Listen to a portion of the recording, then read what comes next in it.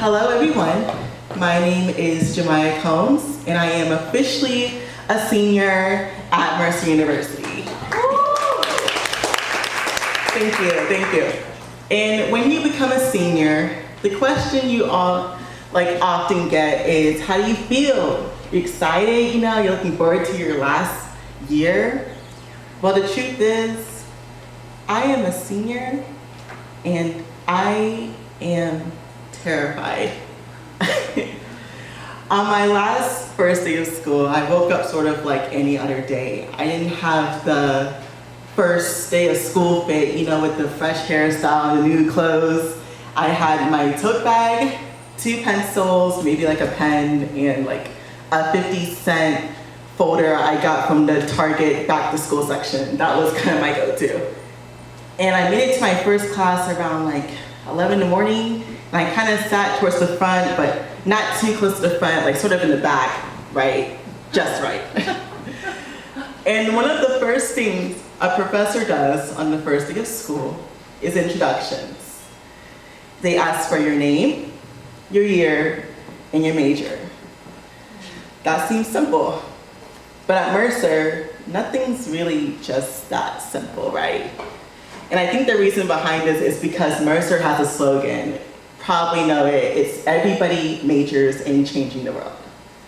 And I promise when you come to Mercer, it's gonna be one of the first things you see. It's in the banners, it's in the president's speech, it's everywhere. Everybody majors in changing the world. Well, maybe I don't feel like majoring in changing the world. Well, that's too bad. You will major in changing the world. That saying puts a lot of pressure, right, on us students. It's like, that's the performance level. That's the expectation.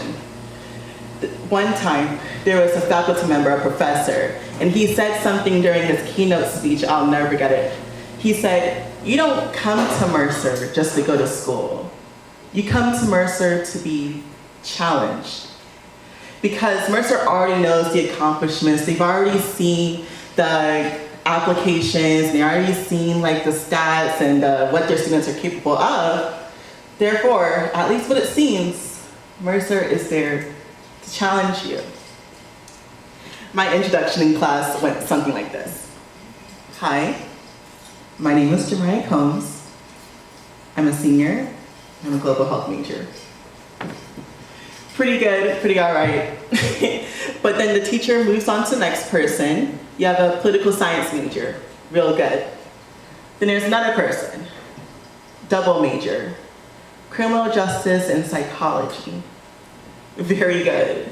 And then the teacher, professor goes on to another person, a triple major, sociology, political science, and history or something like that. And then throughout the room, you have your double majors and your triple majors and your double minors and triple minors, and usually this does not faze me. But for some reason, as I sat in the chairs I sat in many times before, I felt a little self-conscious, wondering if I really had done enough in the past 4 years. I haven't felt this way since freshman year, so I thought, why now? And I felt like when I was starting my first day of college, I was already running out of time. There are approximately 9 to 10 months in a school year, and in those days I would have had met my final graduation requirements, passed all my classes, paid all my dues, passed the GRE, say goodbye to all my friends, and then finally walk across the stage. I've been preparing for these last days of school for the past 4 years, and yet I still felt unprepared. In one of my next classes on the same day, my professor was talking to us about the importance of our senior capstone. And this class was really meant for us global health majors to be reminiscent of the past 4 years of school. So that's like your classes, your experiences, things that you learned, projects, and then somehow put everything together into something that's put together.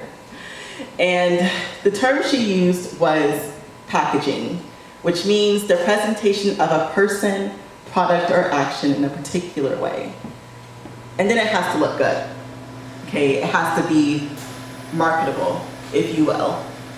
So if you consider yourself like an overachiever, maybe someone who's done a little bit too much in college, well then good luck. This is literally our worst nightmare.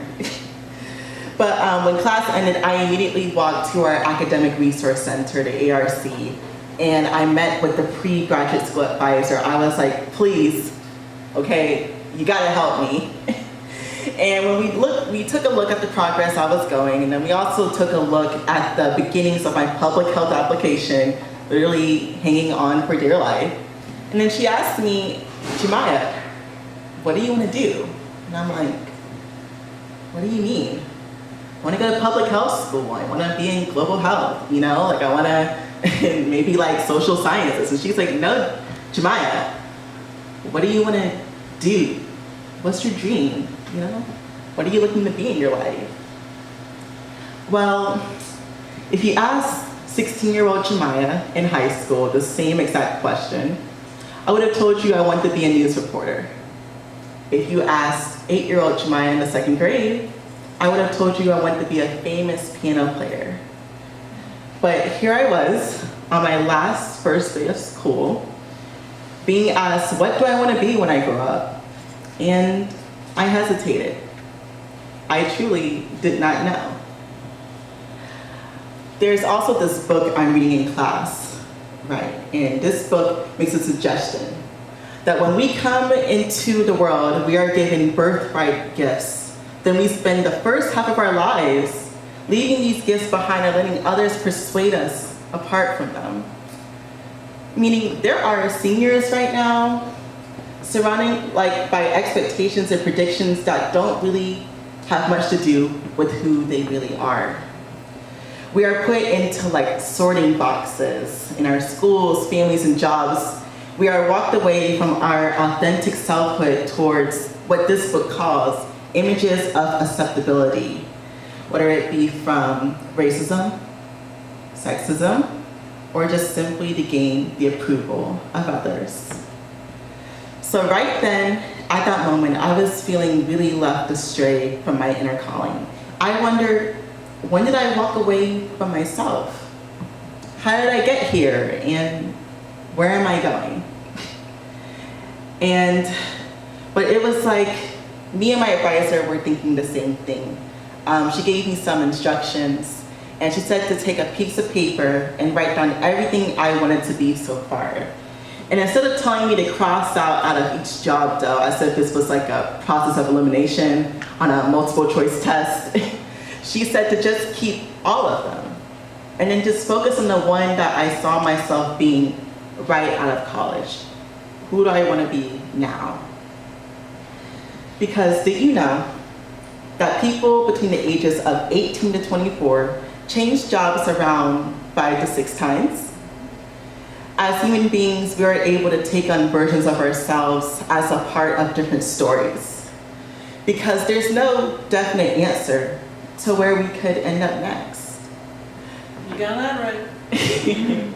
I started my list the same night. I wrote down human rights coordinator, human rights researcher. I wrote down social epidemiologist, medical sociologist, medical social worker, all these jobs. And then I thought of a better list. And I decided to write the things I want to be in the future without the idea of a job description. Because I felt like there was something bigger, a part of my story, that I was still overlooking. You see, it was a year ago when me and my friend Bree started our journey in student activism and public engagement. It all started with a mural, an exhibit, and now we are planning our next project commemorating Mercer's integration story and efforts towards reaching diversity and inclusion. When working on our projects, this is really when I feel the most like myself. And so when people come to us, or when we face obstacles, many obstacles, and we also just hear people say, some people on this campus might not like your work, or they say, the university's gonna try to stop you. I just experienced this courage within me and aside that the possible punishment An academic risk for doing the work that speaks within me does not compare to what's called the self-imposed prison I've endured in a community that encourages you to choose objectivity. Mercer might be here to challenge us, but I believe that me and my peers have been put here to challenge Mercer. So, again, on this new list, without the job descriptions, I wrote that I wanted to be kind, diverse, inclusive. I want to be healthy and healing. Because even if this list didn't give me all the answers, I understood that one of the things I wanted the most was to enjoy my life. I feel like when people share their journeys, they oftentimes only talk about the successes and achievements. It's not that often you hear about the struggles. And to be honest, sometimes as seniors, we just want to hear the struggle. We want to ask, what's the hardest part? How do you overcome it, you know? Sometimes I just feel like giving up. Is that normal? Well, I found out it is. But the number one piece of advice I had to give myself on the first day of school was that even if it didn't feel like it right now, everything was going to be okay. So take a deep breath and be a little kinder to yourself. Thank you.